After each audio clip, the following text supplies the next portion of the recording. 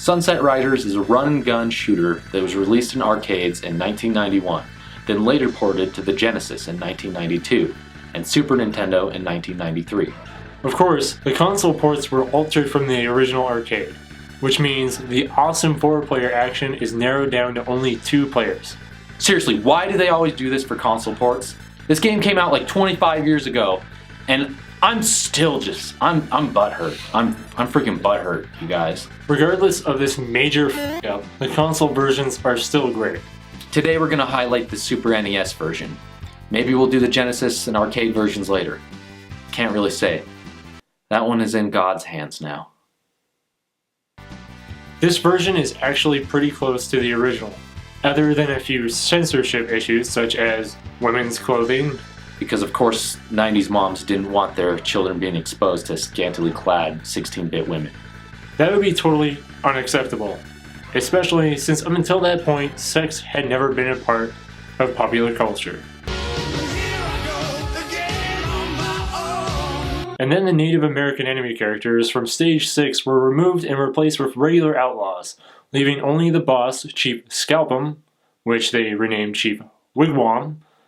So basically they traded a violent and racist name for a racist name.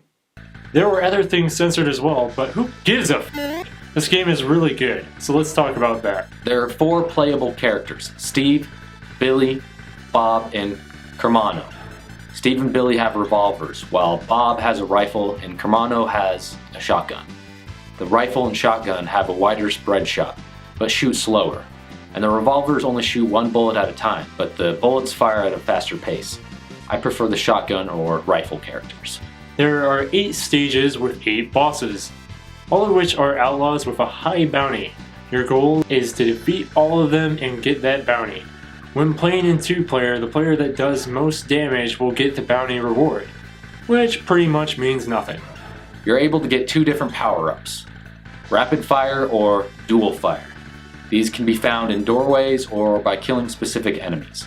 On levels 2 and 7, you ride on horses. It's faster paced, forcing you to be more aware of the environment. You have to jump over obstacles as well as dodge bullets. This mixes things up in the game and gives some variety. There's not a lot of voice acting in the game, but there doesn't need to be. The lines are delivered with such passion and emotion, there just isn't any room for improvement. Marry me with my money.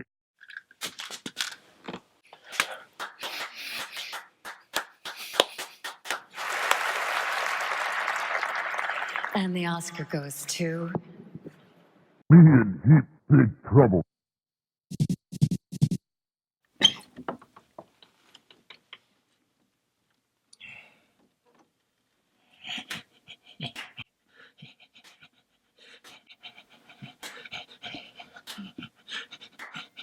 Bullshit!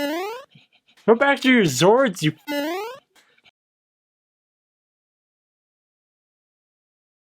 What makes Sunset Riders a great game is the fact that anyone can pick it up and play.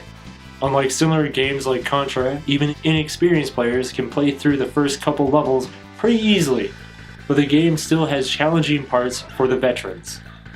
Sunset Riders may not be groundbreaking, but the mix between the Western theme and the large amount of character, it just really makes the game stand out amongst a large crowd of early 90s side-scrollers.